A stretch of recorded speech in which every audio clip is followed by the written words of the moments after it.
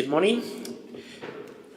We're starting the starting lesson, and the first part of this plenary session of the Congress.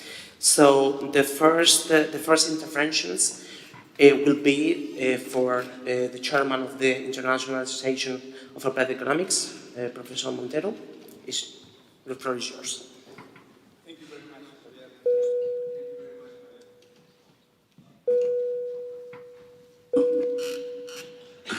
Oh, yes, thank you.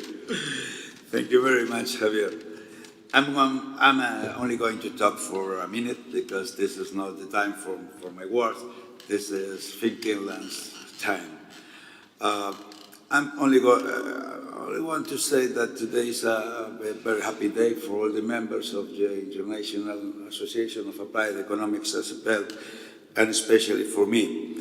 It is a very happy day because finally we can enjoy a lesson from Professor Kydland at a conference of the association.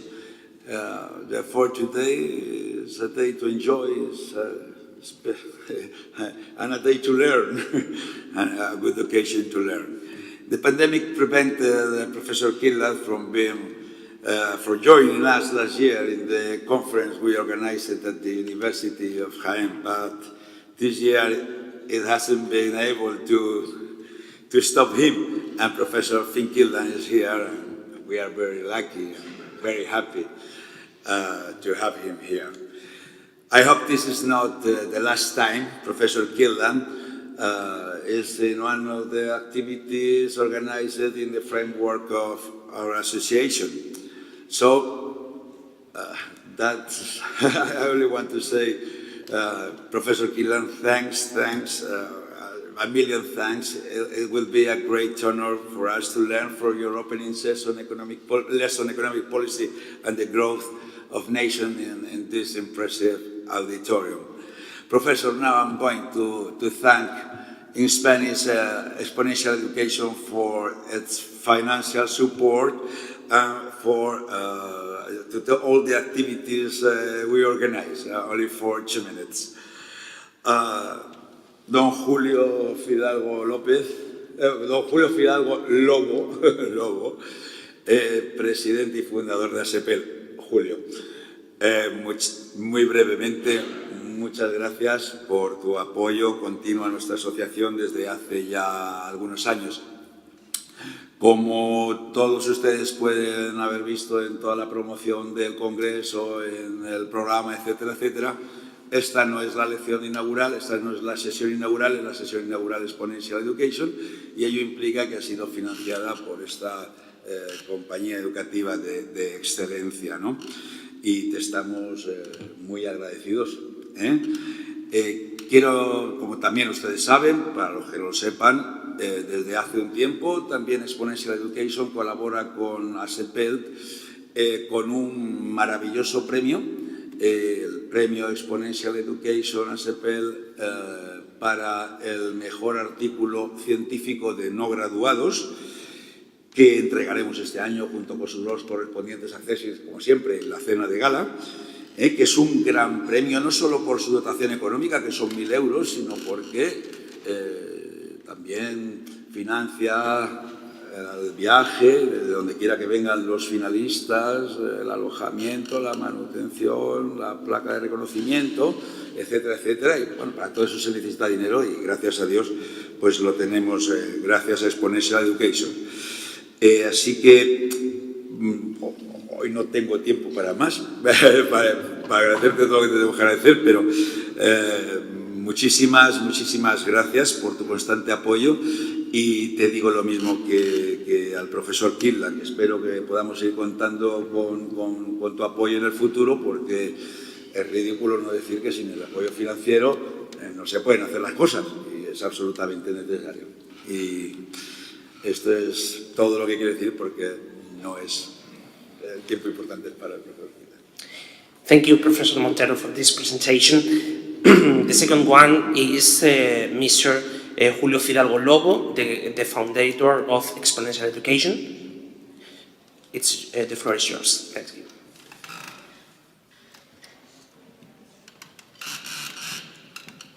Excelentísimo y magnífico señor rector, excelentísimos señores vicerrectores, excelentísimo profesor Kydland, ilustrísimos decanos, ilustrísimo presidente de ASEPELT, profesoras y profesores, queridos amigos todos. Es para mí una enorme satisfacción poder intervenir en el Congreso de ASEPELT, además de un honor propiciado por la generosa invitación del presidente de la Asociación Internacional de Economía Aplicada, el ilustrísimo profesor don José María Montero, que, como ustedes pueden imaginar y han podido comprobar en sus palabras, además es amigo.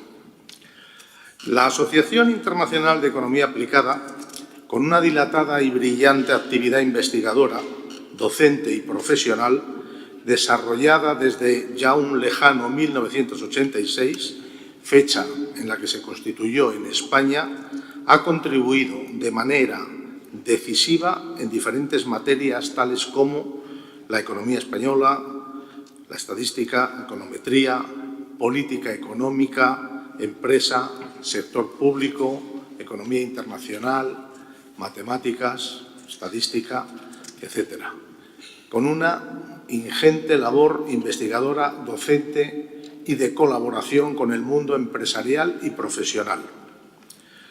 Todos estos principios, valores y directrices de la asociación coinciden de manera esencial con los que Exponential Education exhibe. Una institución educativa innovadora y disruptiva de reciente creación que tengo el honor de presidir. Vivimos un apasionante momento histórico de cambios exponenciales que lo son al menos por tres razones: por su naturaleza profunda, por ser exponencialmente rápidos y por su ámbito global. En este contexto cobra especial valor la investigación y la docencia, englobadas en el más amplio concepto del conocimiento, que se convierte en el nuevo paradigma del progreso de las personas, las empresas y la sociedad en general.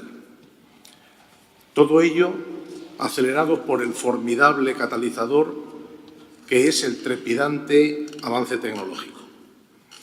Exponential Education, que en su propio nombre integra esa esencia de cambio exponencial, agradece a través de mi persona la oportunidad que ASEPELT le ofrece de participar en su 35º Congreso Anual, dedicado a la ciencia de los datos, para el avance de la economía aplicada, y que, como ha puesto de manifiesto el decano de la Escuela Estadística, construye los argumentos y forma la toma de decisiones en el mundo en que vivimos, y que, por tanto, se convierte en uno de los temas más relevantes, sin duda, en los procesos de desarrollo empresarial y social. En Exponential Education apostamos firmemente por la atracción de talento y capital humano de primer orden. En este sentido, en su Consejo de Innovación Empresarial y Social se han integrado personalidades de gran relevancia del mundo empresarial y financiero de países muy variados, tanto europeos, americanos, asiáticos y africanos. De igual forma, en su Consejo Académico Internacional figuran profesores de las más prestigiosas instituciones universitarias del mundo, entre ellos el profesor Kydland, que hoy nos acompaña. Todos ellos nos inspiran y nos ayudan para desarrollar las tareas de investigación, docencia y transferencia del conocimiento en nuestras cuatro grandes áreas: Business and Finance, ESG, Innovación y Tecnología, y Salud y Biomedicina, que son los cuatro pilares del conocimiento sobre los que se asientan las líneas maestras de nuestra actividad académica presente y futura. Exponential Education, como institución universitaria, nace con un ADN diferencial que le permite enfrentar los apasionantes y exigentes retos que desde hoy y en el futuro se nos plantean, así como otros procesos de ineludible exigencia y cumplimiento, como puedan ser el lifelong learning. En Exponential Education creemos firmemente en la potencialidad de la investigación, la docencia y la transferencia de esos conocimientos para conseguir personas mejor formadas y más felices, empresas más eficientes y comprometidas económicamente con la sostenibilidad, el medio ambiente y la gobernanza. Y, en definitiva, una sociedad más justa y equitativa. Agradezco de nuevo la enorme deferencia de ASEPEL al permitirme intervenir en el que estoy seguro será un magnífico congreso. Igualmente agradecer la oportunidad a la Universidad Complutense de Madrid de disfrutar de su impresionante e histórico Paraninfo, en el cual ahora mismo nos encontramos. Manifiesto nuestro propósito de seguir desarrollando diferentes actividades en el futuro de colaboración académica con la Asociación Internacional de Economía Aplicada, dando en nombre de Exponential Education las gracias por la confianza y la magnífica predisposición de todos sus miembros y de forma muy especial a su presidente, el profesor Montero. Y por último, un cariñoso agradecimiento y emotivo a todos los miembros de AFANÍAS que también están colaborando en este congreso. Muchas gracias y buenos días.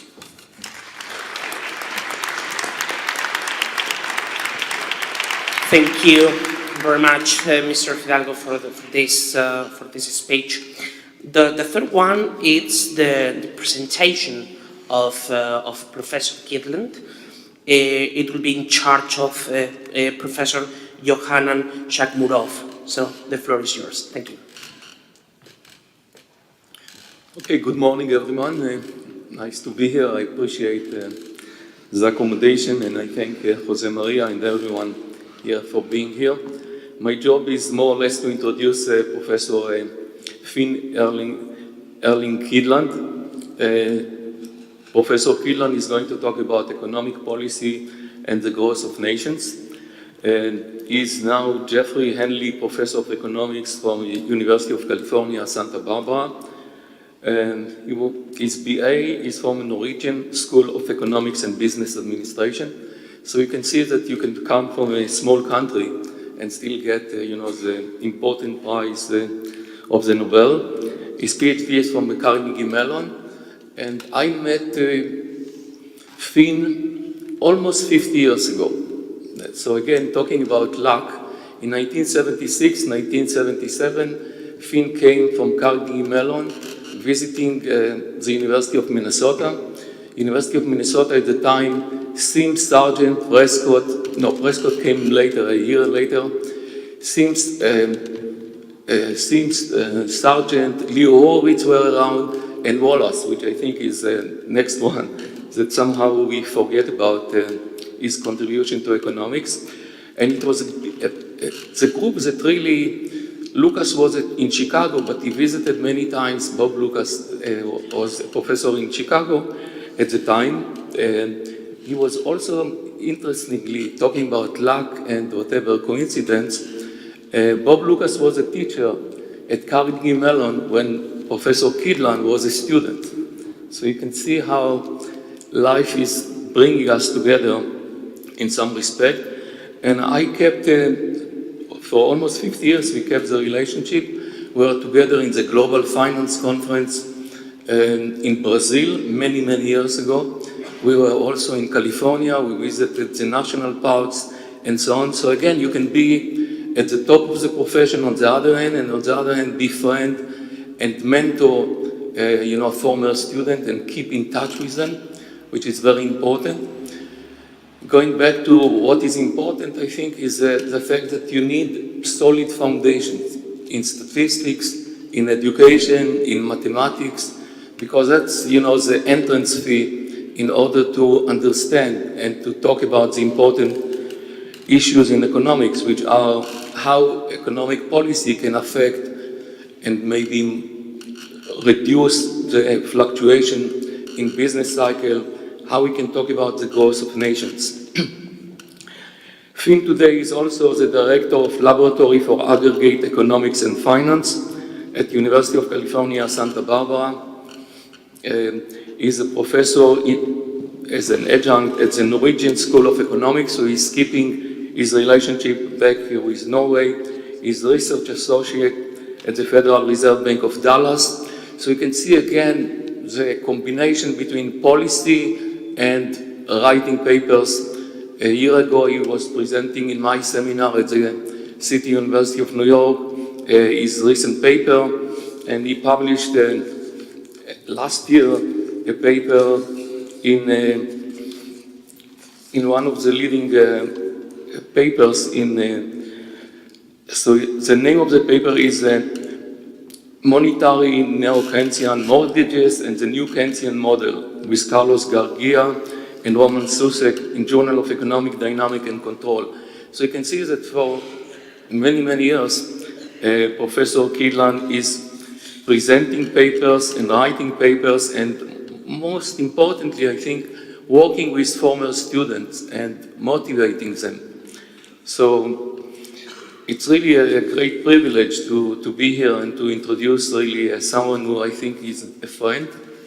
And I want to mention also his wife, Tonya, because behind every famous individual, and that I learned from Professor Larry Klein and Tom Sargent and Prescott and so on, there is always, you know, an important woman that is really making sure that he's on top of the profession and is pushing his way and being relevant.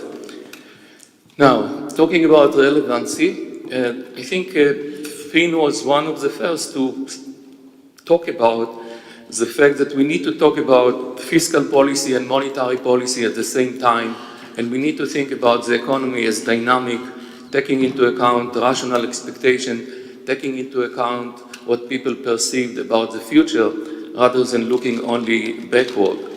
In this respect, I am really proud to be his friend and learning from him for, as I told you, since 1976, 1977, we really kept in touch here and now. And now that I'm also teaching at NYU, I do see Tom Sargent, who was the chairman of my committee, together with Chris Sims, who is now at Princeton, and Prescott, who is moving to Arizona. So you can see that we are shifting toward California, Arizona, but people are still trying to get back to the northeast of the United States. Going to talk about Spanish and Spain in general, I think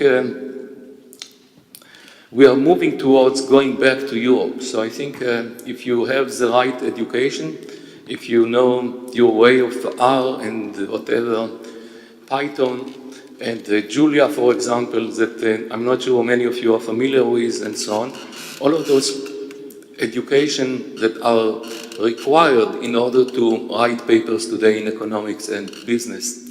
And this is something that is very important. Again, going back to Finn, is the idea that you can take material from industrial organizations, the materials that you can take from dynamic programming, and somehow combine them and put them into economics is something that I always appreciated and always liked it, and so on and so on. So, talking about my own dissertation, I looked at this paper, Time to Build, when he was teaching it and writing it at the same time, when I was a student there. I took Time to Build, and Sargent at the time, who was the chairman of my committee, was doing cost of adjustment, which were called quadratic cost of adjustment. And the point that you can move away from only looking at cost of adjustment and adding time to build is important, because if you look today with supply chain problems and so on, time to build is important. The fact that it takes time for economic policy to take effect, and how we somehow combine them together in order to advise the government. And in this case, I'm very proud to introduce to you Professor Finn Kydland, the Nobel laureate, to give this speech today. Thank you.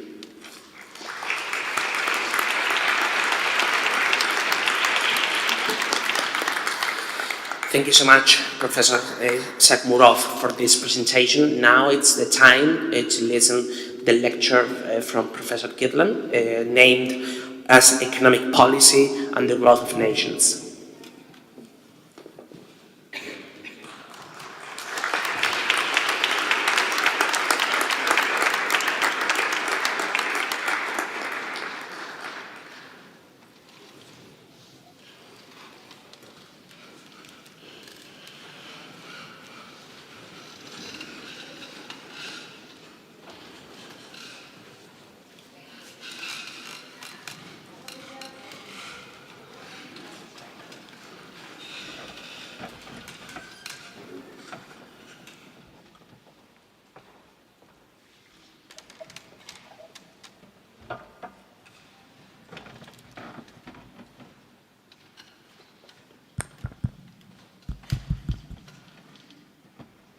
¿Funciona?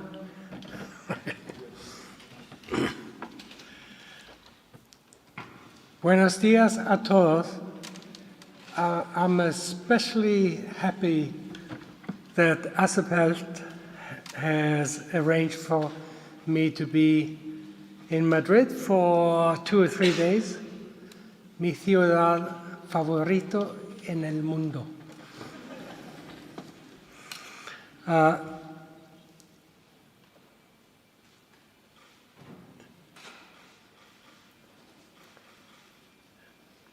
I should have said mi ciudad favorita. I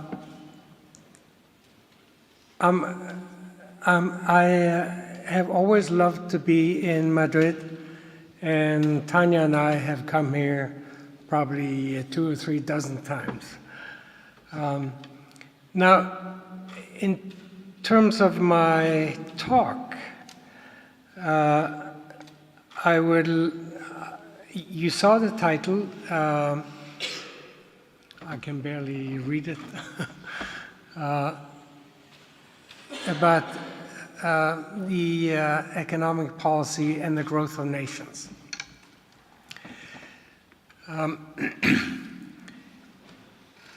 Policy is important for growth of nations. I would like to, okay, I do have a clicker. Let's see if it works.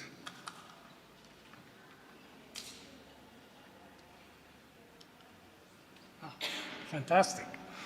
So this is an example of the kind of chart I'm going to show you. Let me first explain what's on the chart. So it's a measure of real GDP, which corresponds to real income in a few nations. I put the United States, Canada, and I happen to pick a smaller one, Austria, on this chart. And so the scale, notice the scale goes from from 0 to about 50,000. These 3 countries pretty much define what's possible for nations to do. Now, not all nations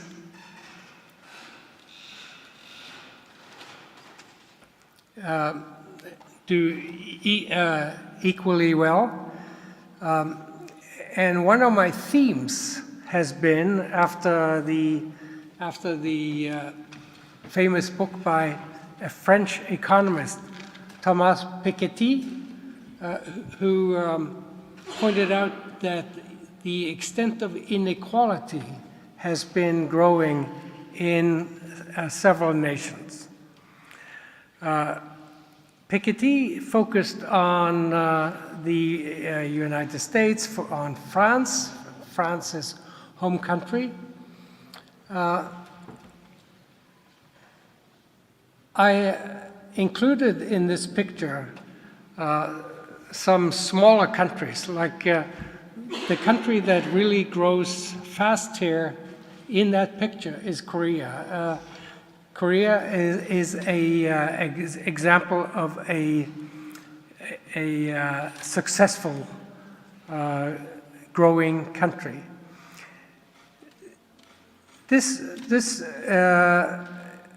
In this picture, the GDP per capita, as you can see, it's growing, and it looks like it's growing faster and faster, but that's a kind of a mirage, because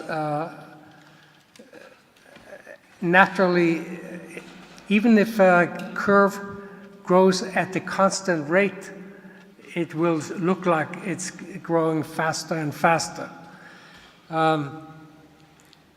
The additional countries I would like to include are, somehow it does two at once.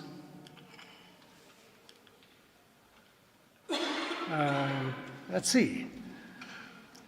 Where is it best to point this? Huh.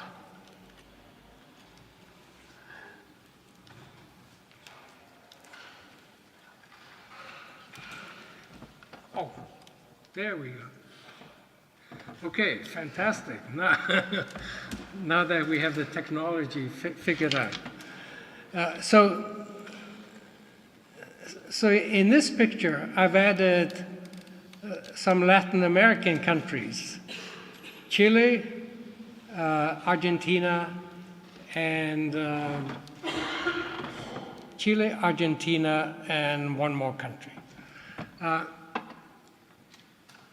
And as you can see, in Latin America, the growth has been not nearly as impressive as in these top countries, the ones that I argue define what's the possibility for nations. Now, I mentioned Piketty because of his focus on the rising inequality, but that's typically within a nation, within France, within the United States. If you look across nations, like I'm doing here, you look across nations and you compare them with the ones I've already shown you, the extent of inequality is orders of magnitude greater than anything Piketty talked about. So here I've included nations from sub-Saharan Africa, nations like Republic of Congo, Chad, Angola, and this is a very depressing picture because, and here's where you had to pay attention to the scale. So in the previous pictures, the scale went from 0 to 50,000. Here the scale goes, well, I decided to include Botswana, a especially resource-rich African country, and they've been doing especially well by sub-Saharan Africa standard. So thanks to including Botswana, the scale here goes to from 0 to 10,000, but 10,000, Botswana is the only country of that kind of scale. At the bottom are countries where income per capita is on the order of 500 or 1,000 or in a few cases, they may get up to $2,000 per person.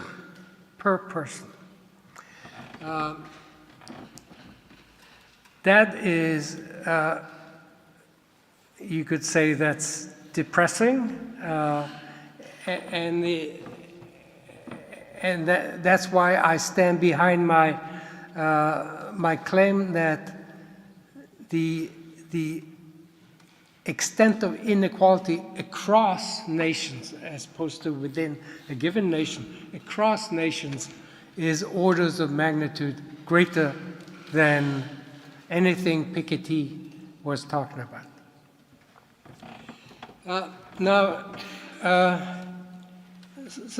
So now I've talked about some nations in the world. I would like to first give a little lecture. So I'm a professor, and I cannot talk about economics, or in my case, aggregate economics, without a small lecture. And this is an important part of any macroeconomic model these days. It says that GDP, and this is a real GDP, the sum of consumption purchases, investment purchases, and it says that it's a function of three things. The most important part is the Z, but before I mention the Z, let me say that the F of K and L, a function of capital and labor inputs,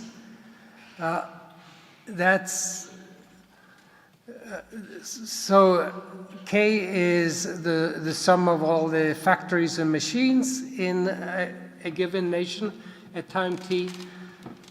L is the labor input, the number of hours worked in a given nation.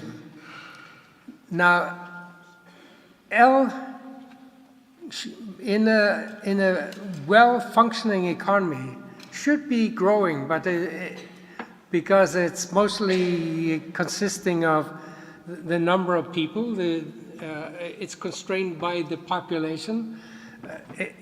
It doesn't grow very fast. It should grow because the education level is getting better in well-functioning economies.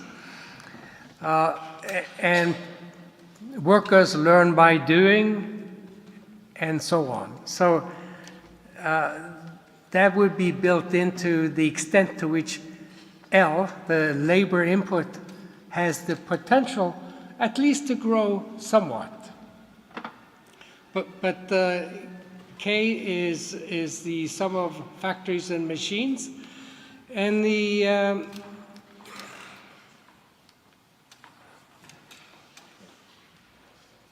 okay. ¿Qué ha pasado?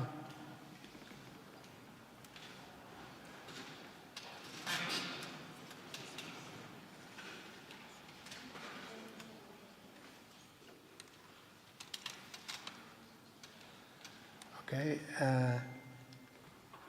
All right. So, I would like to turn my attention now to more towards Spain. So I've talked about basically the world at large, large parts of the world, in America, in Canada, in Latin America. I showed pictures for Latin America. And now I have a picture for Europe. And these are 6 nations in Europe: Germany, France, UK, and so on, including in this picture also I have Spain included, but the curve I want to draw your attention to especially is this reddish brown curve that ends in 1990.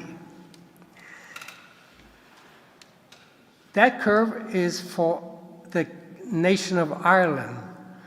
Ireland, until about 1990, hadn't been growing very fast. Their education level had been rising because it became more common for students to take secondary education, high school, and some going into university.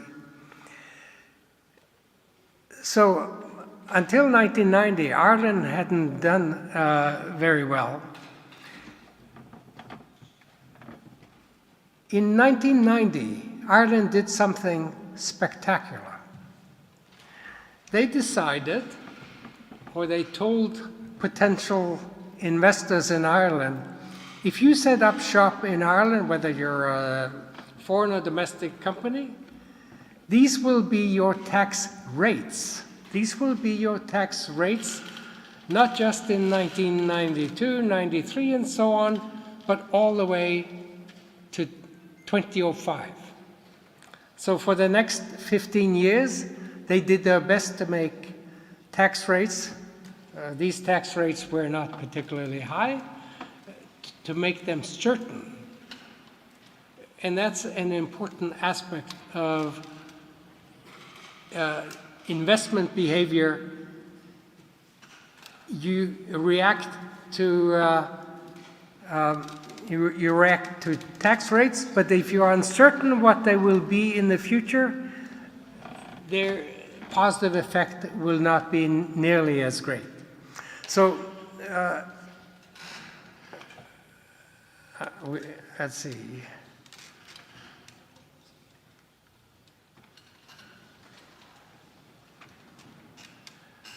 I'm not sure why this keeps happening, but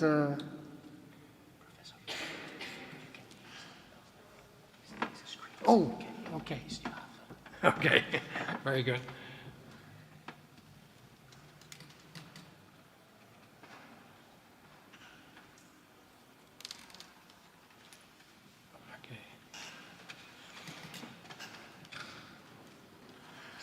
Okay, so now we can see that curve that corresponds to Ireland, and it ends in 1990.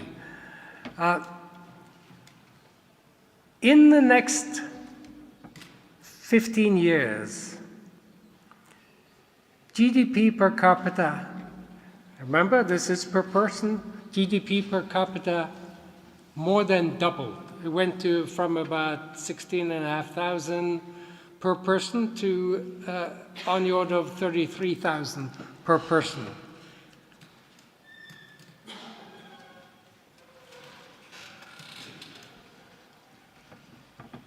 So within 10 or 12 years, Ireland had overtaken all these other countries, including Germany, United Kingdom, France, and so on. I would argue that part of the success of Ireland was the fact they were able to commit themselves to a fixed tax rates. Firms knew how much they would be taxed, and the tax rates were not particularly large, and that had a spectacular effect.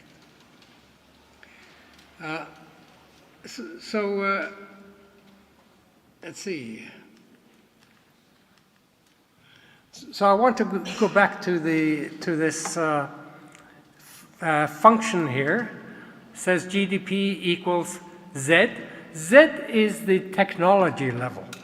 So technology is some of the result from research and development, etc. And Z turns out to be a very powerful thing for the growth of nations. Notice that I've written the Z as, I mean, this thing is linear in Z, which means that regardless of what happens to capital and labor input, capital presumably will grow to take advantage of the increase in the technology level resulting from research and development of new products and so on. Z is a very powerful thing. So to emphasize technology is particularly important for the growth of a nation.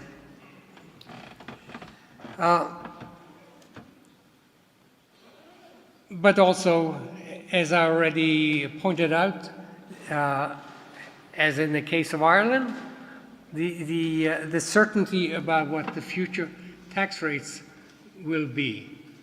And this partly comes back to what I got the prize for, showing that optimal government policy is time inconsistent. It implies that one needs a commitment mechanism for policy to be particularly effective, and Ireland found a way to make that commitment mechanism credible.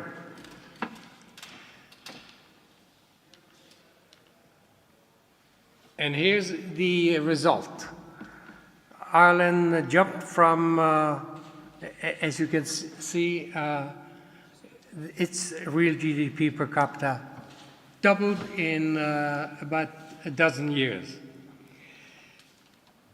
Now I would like to turn my attention more towards Spain.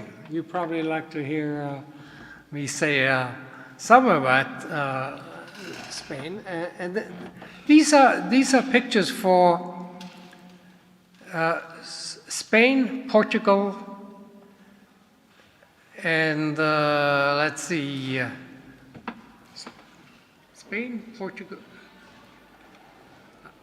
The print is too small for me to read, but Italy, yes. Spain, Portugal, Italy, and then lower right-hand corner, Ireland. When I saw these pictures, and I discovered them first while I was doing some work with a Spanish economist, Enrique Martinez Garcia, who's at the Federal Reserve Bank of Dallas.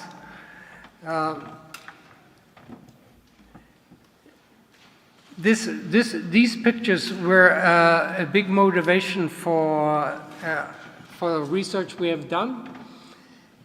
And basically, as you can see, three of these countries, Spain, Portugal, and Italy, came to a full stop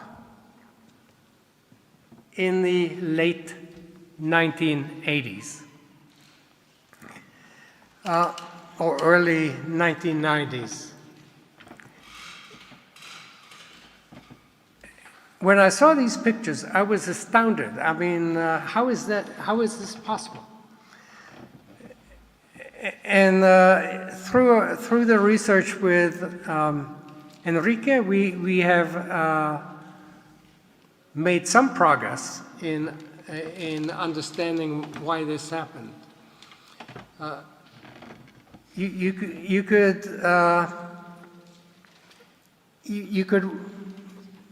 Oh, I forgot to mention one thing. In these pictures, they are on proportional scales, so that constant growth would correspond to a straight line. And the straight lines you see are the average growth rates from the beginning of the picture until about 2000, and then extended to the present. These pictures, as I said, are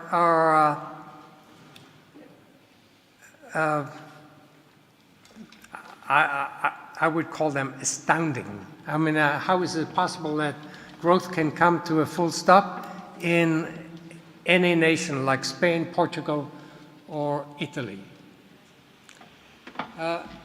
It turns out, and among the things Enrique and I found out was, now, if you look at interest rates in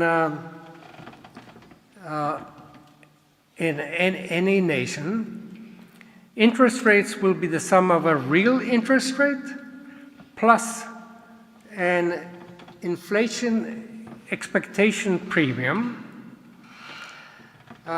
So the sum of those will be, and plus a third component, a country risk premium.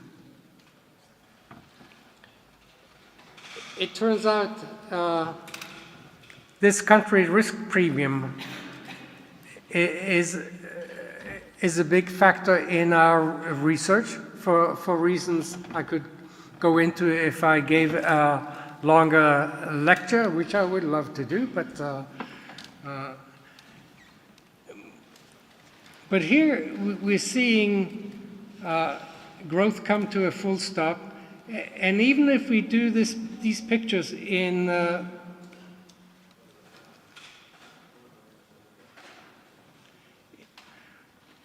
not just measuring the technology level per se, but actually output per capita, the pictures look pretty much the same.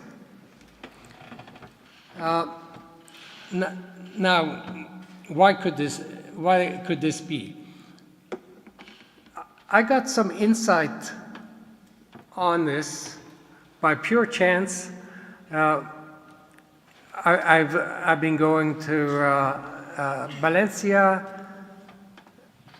many years to pick the winner of a prestigious Spanish prize, the Rey Jaime I prize. And one year, Tanya and I have gotten to know a journalist at La Vanguardia by the name of Luis Amiguet. And so one year, Luis offered to take us by car from Valencia after these meetings to select the prize, to take us by car to Logroño, and that was an interesting trip. I mean, we got to see that roads in Spain they can be very good, lots of places. But on the way, Luis told me the following.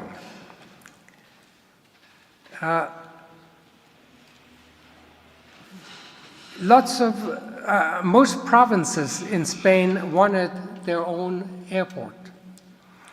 And so you can imagine how wasteful that might be, because this could be in cities where very little traffic took place. At some point we were passing an exit to an airport, and Luis said, "This is an especially interesting airport because they decided to make that airport the place where other airlines could take their planes for maintenance." And so that turned out to be one of the few very productive airports. Now, so that gets me to part of what the story is behind this full stop in growth of in this case in Spain.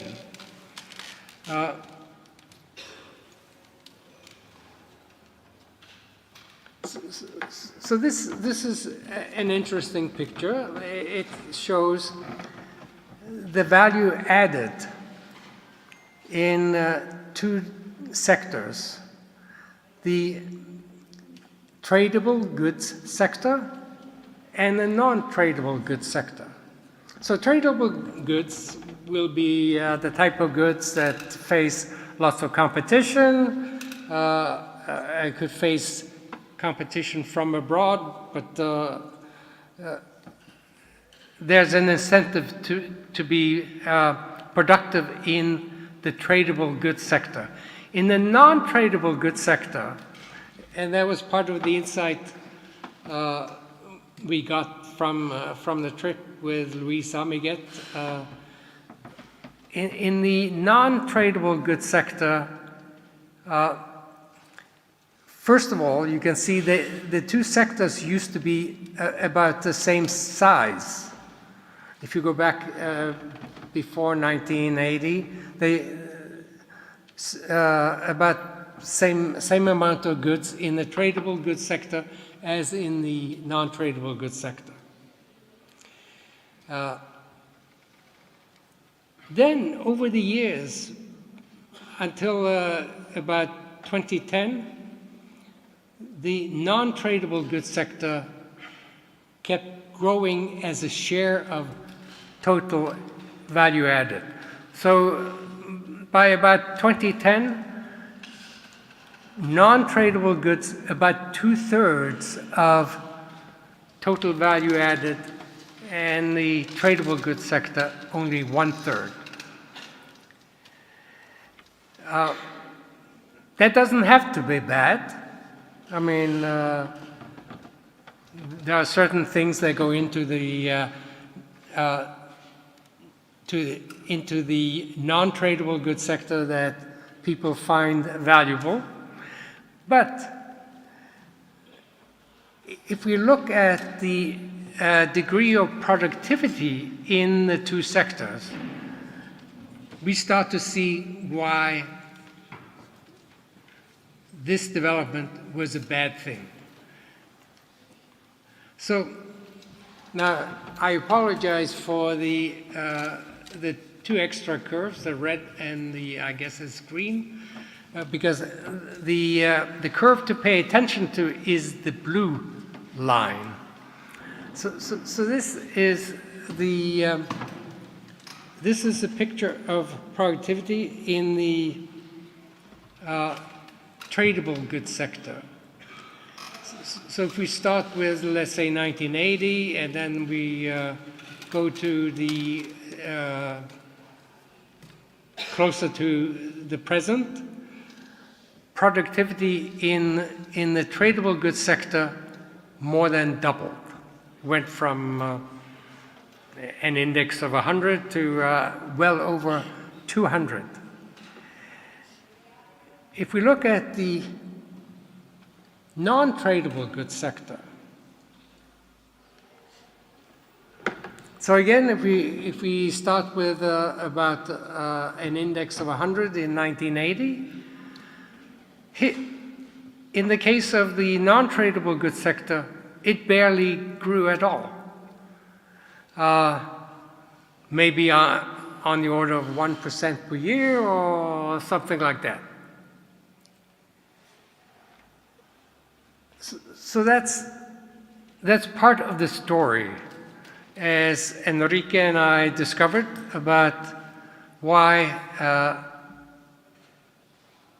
output or why productivity came to a full stop in Spain, but also in Italy and Portugal.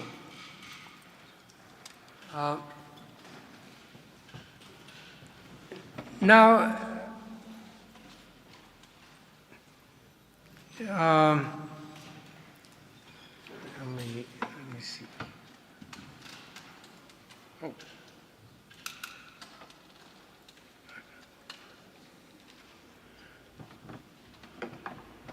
I have no more slides. Very good. So part of that trip with Luis Amiguet to Logroño, by the way, while there, so I am now, soy cofrade de honor del vino de La Rioja. So I was made, I was knighted, you might say, in Logroño, and I regard that as a great honor. I sometimes bring the medal that I got as part of that event. Once I was stopped by security in Valencia, getting on the airplane, and the machine went beep, beep, beep, and then I looked through my bag, and out I pulled the medal I got in Logroño, and the security guard went, oh, big honor. And I still regard that as a big honor. I would like to end by saying a few more words related to my laboratory, a laboratory for aggregate economics and finance.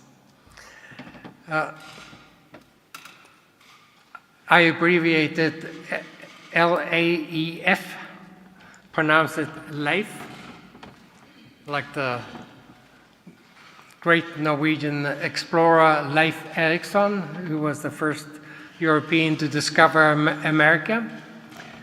And discovery is what Leif is all about, my center. Our chancellor had the great vision to create the laboratory in 2005. Our chancellor, Henry Yang, is, as I said, a great visionary. And he decided he was willing to fund the laboratory. Our specialty is to put on extremely focused conferences. So far, since 2005, since we got started in 2005, we have put on 72 conferences. And they're on a variety of topics. We had a conference on welfare and inequality in the 21st century, an extremely successful conference, just as an example. I don't regard myself as being an expert on everything, but what makes this conference work is I identify experts who get to choose the program of the conference. And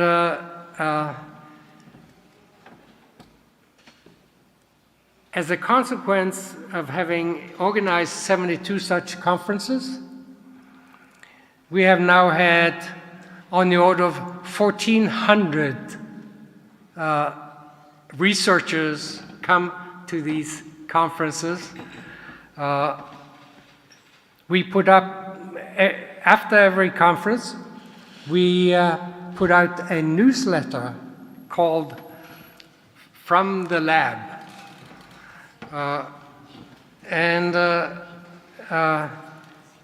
In these newsletters, we summarize, or we identify PhD students to be summarizers of what happens at the conference meetings. That's obviously a great learning experience for the students, for the PhD students. But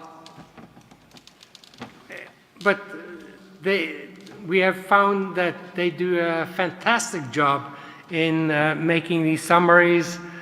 emphasizing what was really good about that talk, summarizing each session in one page is not that easy, but these students do a spectacular job. So now, if you want to go to our website, laef.edu probably, you can see these, you can read these summaries, one-page summaries of, on the order of, well, 72 conferences,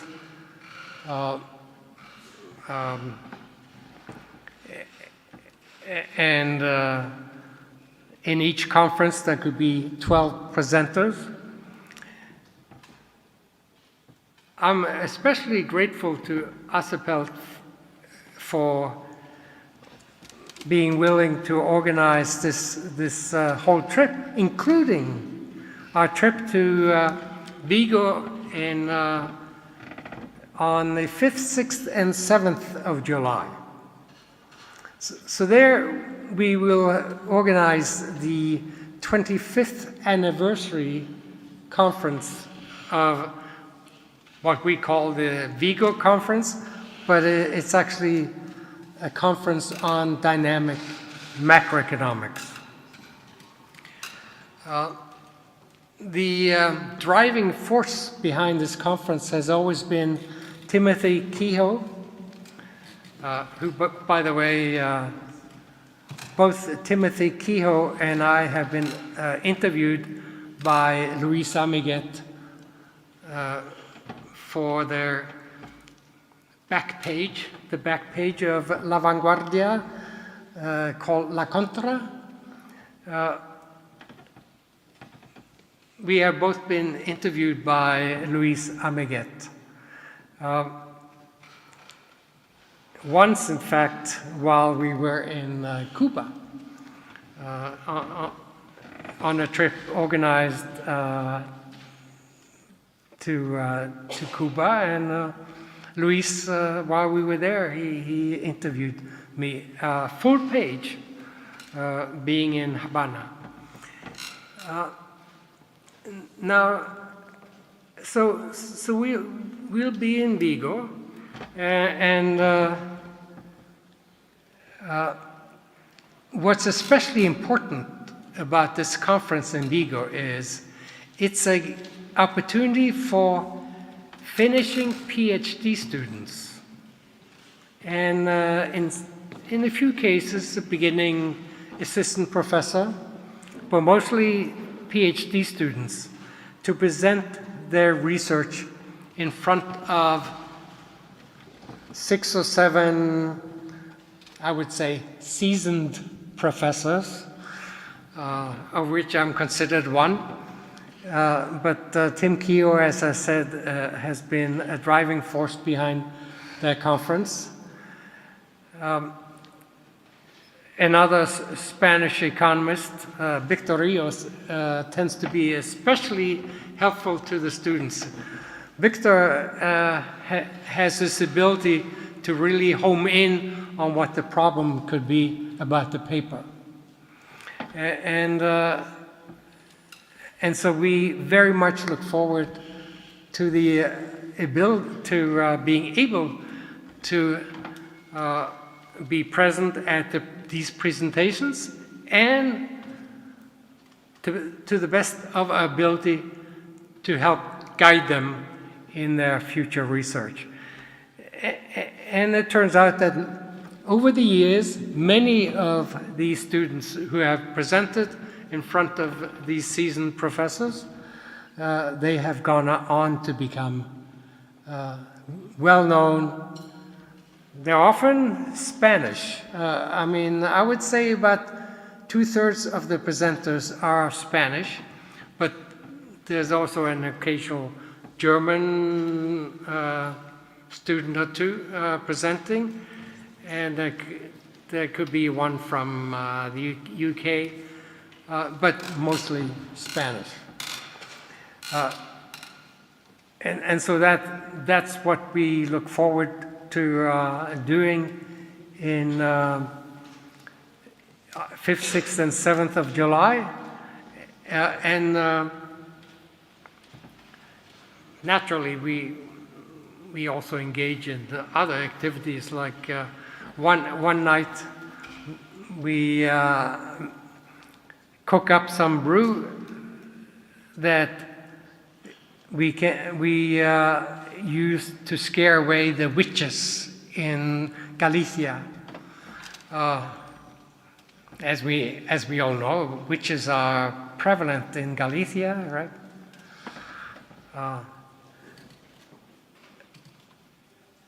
So it's a mixture of activities such as that, but the main is the students will present in front of Timothy Kehoe, Victor Rios, Frank Portier, a French economist who is also very much active, Arpad Abraham, and I'm probably Antonia Diaz. And I'm very grateful that ASEPELT is making it possible for us to include the Bigo part in our overall trip. Well,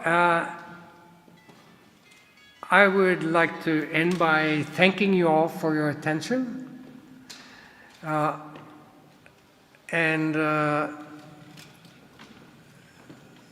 I have no especially deep finishing words. I guess Yochanan was supposed to ask me some questions, and is now a good time for that? Or is he not prepared to? Okay, good. So any questions?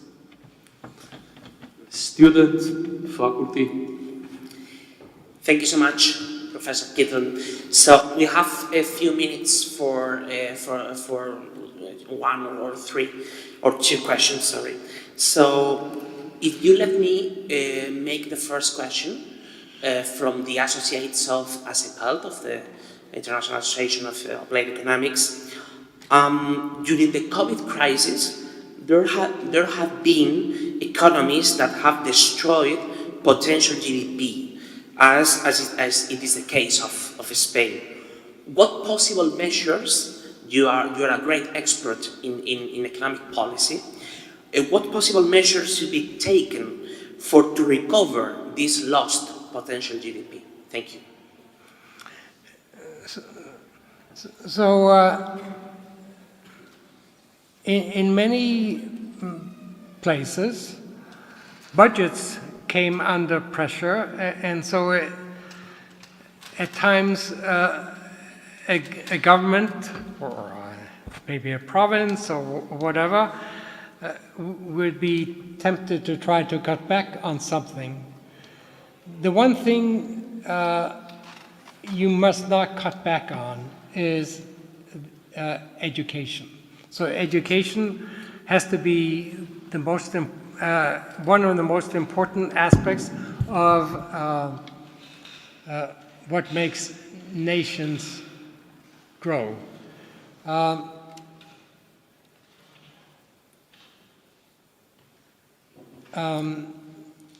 When Luis interviewed me for La Vanguardia,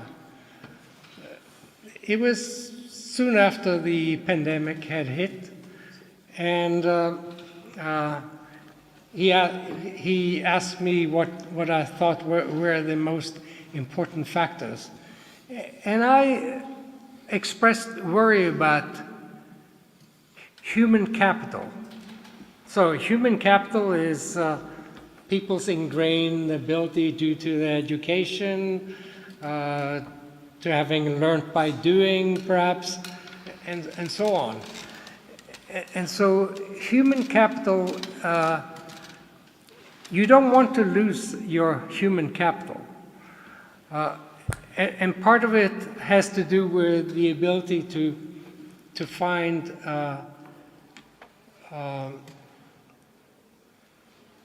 employment of the kind that where your education, your skills are particularly useful.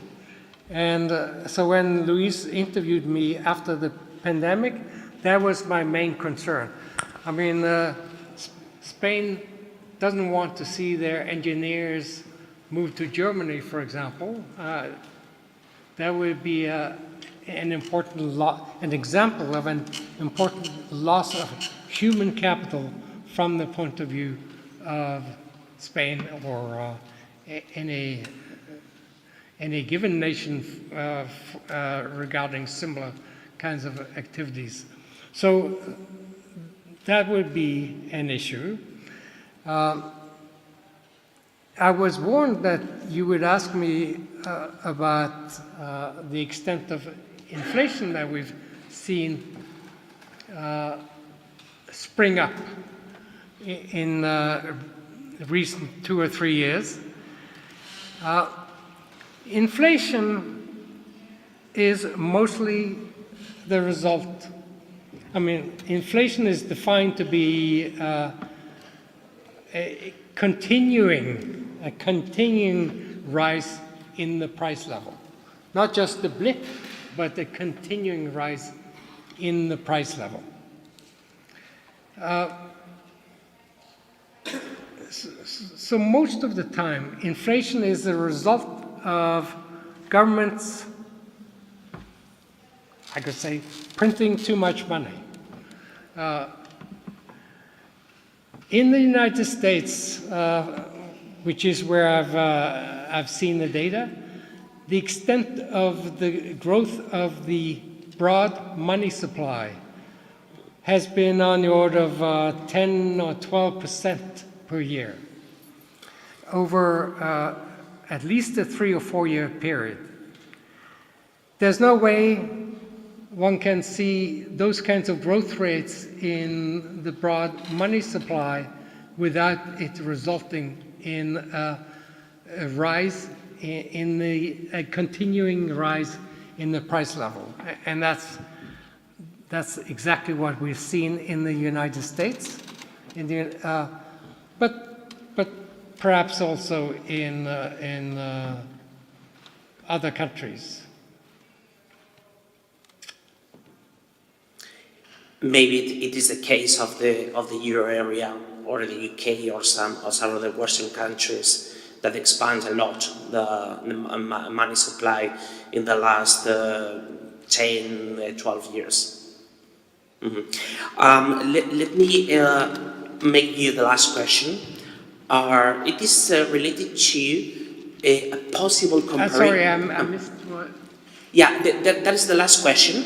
That is related to if you agree when we are comparing this crisis, the actual inflationary process, with the 1973-1979 inflationary process, if you consider there are similar or there is a great difference across these two processes. Thank you.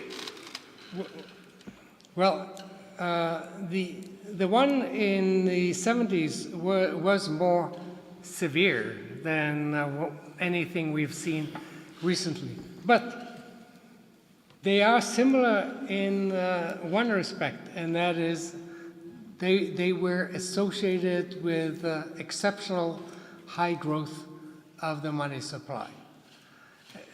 So that's the main sense in which they are similar. I know that some people have worried about blips in the growth of the price level.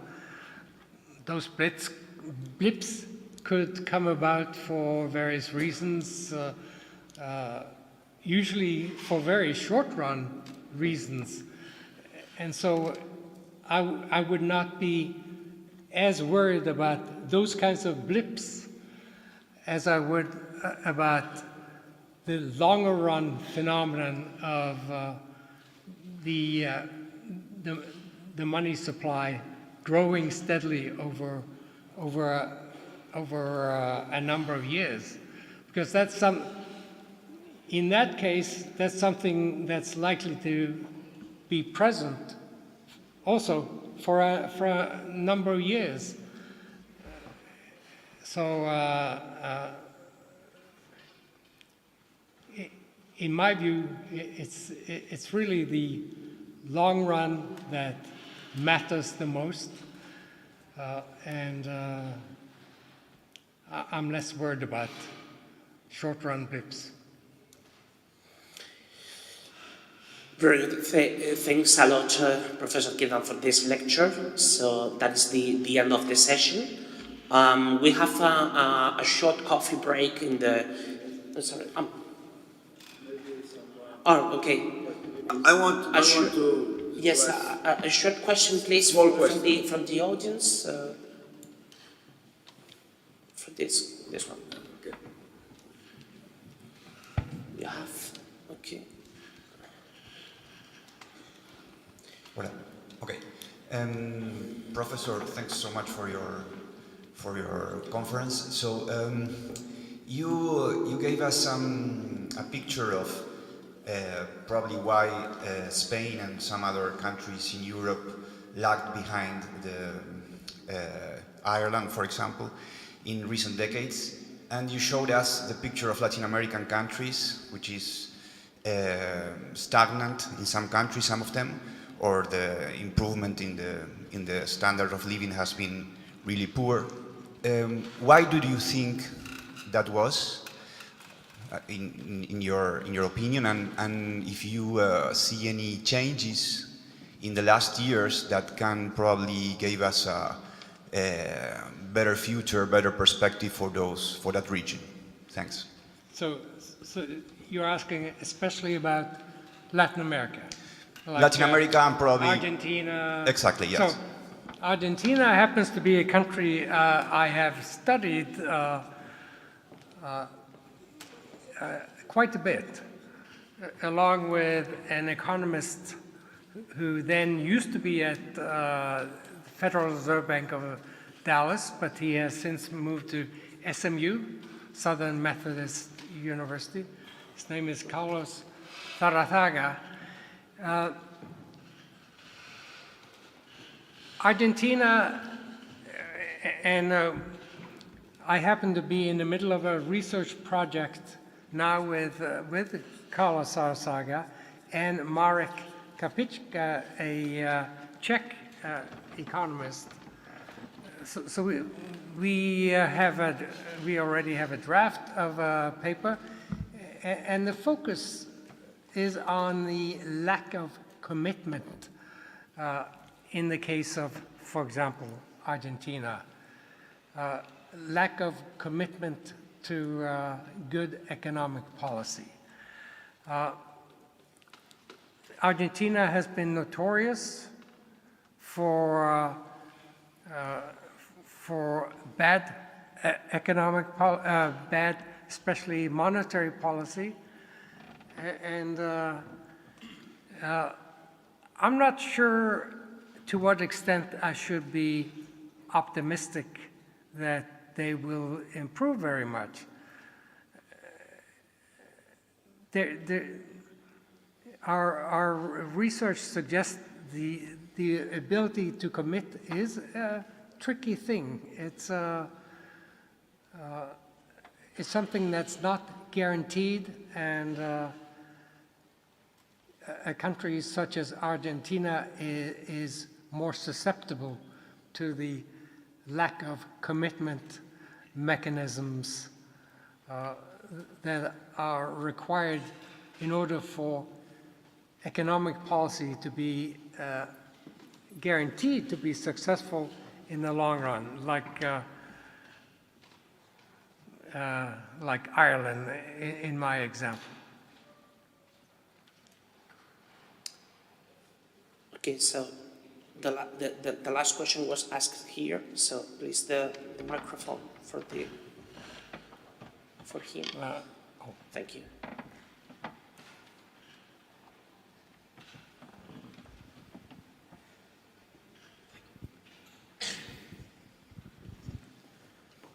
Hi, a personal question. What led you to choose economics as your area of research? Say again? What led you to choose economics as your area of research? So, if I were to answer that question in detail, it would be a long story. I was very lucky. So, in economics,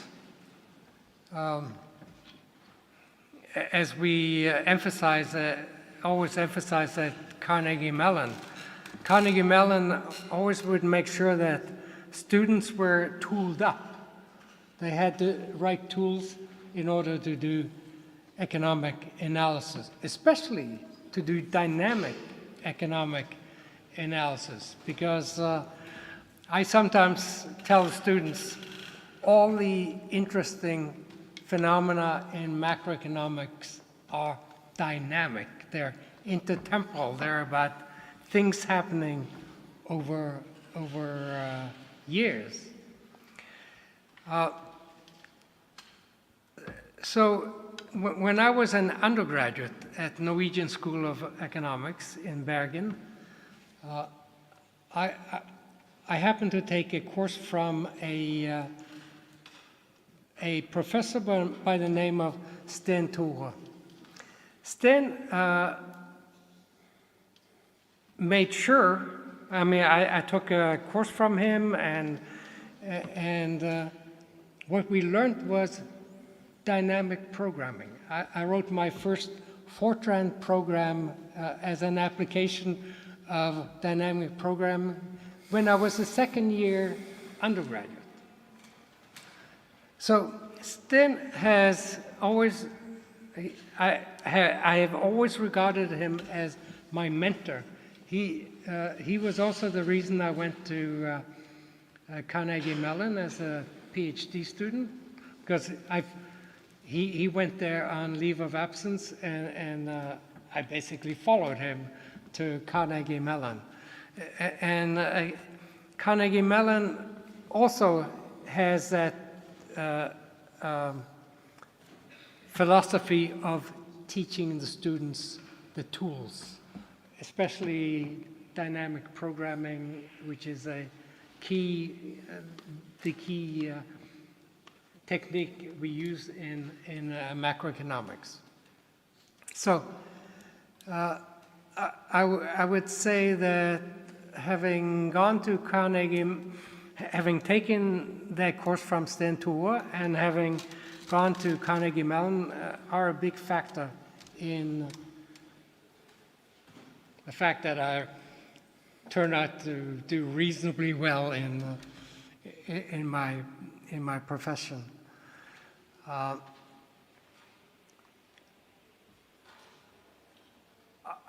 I'm not sure. Do you have a follow-up question? If you allow me, I will. Is there anything you would advise to anyone trying to follow that line of work for the students? So sometimes I do get undergraduates asking me,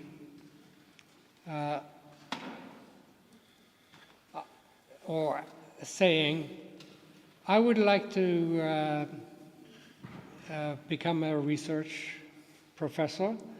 I would like to get a PhD. What do you recommend I do as an undergraduate already in order to put myself on that path? And I always say, well, learn as much mathematics as you can, real analysis in particular. But also, if there's a way you can take a course focusing on dynamic programming, and you learn that well, you'll be all set for a long time. Thank you very much. Very interesting, these last words of Professor Kydland. Thanks a lot. And now we're going, yeah, you'll have another, okay. That's fine. Yeah, because we are a bit out of time. So thanks a lot. The session has ended here. Thank you.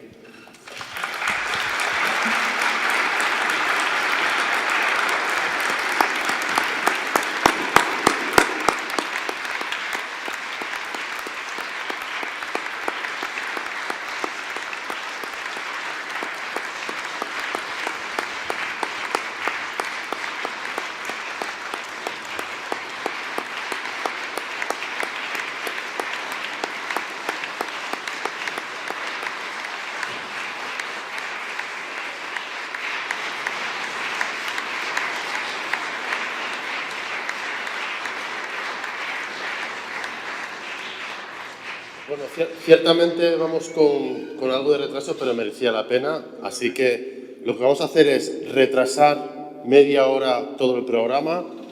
Ahora os invitamos en la Escuela de Relaciones Laborales, saliendo por el Paraninfo, está a 20 metros.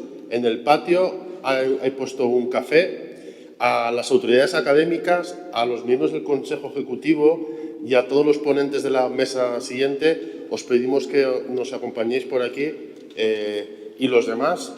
Son 10 minutos y en la esquina está la escuela. Perdona, 10 metros, son 10 metros, perdona, es verdad. 10 metros, Escuela de Relaciones Laborales, en el patio está preparado el café.